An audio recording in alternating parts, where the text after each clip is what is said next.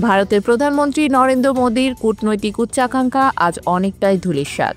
চীনের president Xi Jinping ও মার্কিন president Donald ট্রাম্পের সঙ্গে সম্পর্ক জোরদারের সব প্রচেষ্টা ব্যর্থ হয়ে ভারত এখন আন্তর্জাতিক অঙ্গনে নিঃসঙ্গ।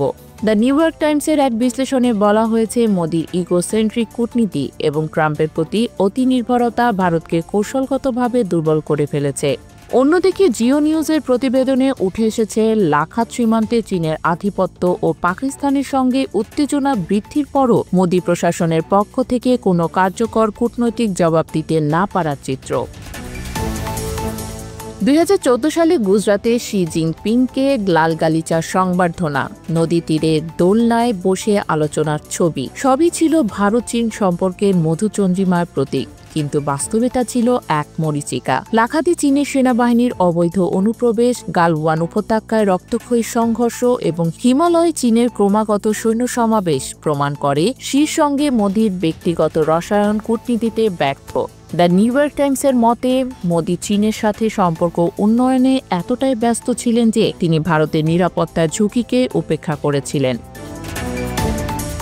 চীনের সঙ্গে সম্পর্কের ফাটলের পর মোদি ভারতের কূটনীতিক মনোযোগ ঘুরিয়ে দেন ওয়াশিংটনের দিকে। ট্রাম্পের হিউস্টন র্যালিতে হাউডি মোদি স্লোগান দেন তিনি। মার্কিন কংগ্রেসে হাস্যরসের সঙ্গে বলেন, এআই মানে আমেরিকা, ইন্ডিয়া। এসব ছিল যুক্তরাষ্ট্রকে সন্তুষ্ট রাখার স্পষ্ট চেষ্টা।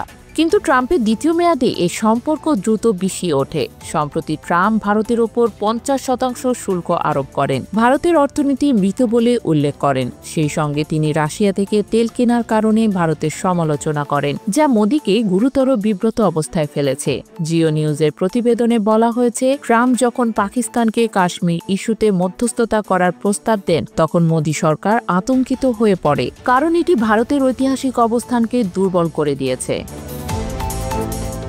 যুক্তরাষ্ট্র ও চীনের কাছ থেকে ধাক্কা খেয়ে মোদি এখন রাশিয়ার দিকে ছুটছেন। সম্প্রতি ভ্লাদিমির পুতিনের সঙ্গে ফোনালাপে বিশেষ কৌশলগত সম্পর্ক পুনর্ব্যক্ত করেছেন তিনি। কিন্তু বিশ্লেষকরা বলছেন, ইউক্রেন যুদ্ধে রাশিয়ার বিচ্ছিন্নতা এবং পশ্চিমাদের সঙ্গে এর ক্রমবর্ধিত শত্রুতার মধ্যে মস্কোর সাথে জড়ানো ভারতের জন্য ভবিষ্যতে বড় ঝুঁকি তৈরি করতে পারে। সব মিলিয়ে মোদির বিরাট ভারত স্বপ্ন এখন ধ্বংসস্তূপে পরিণত হয়েছে।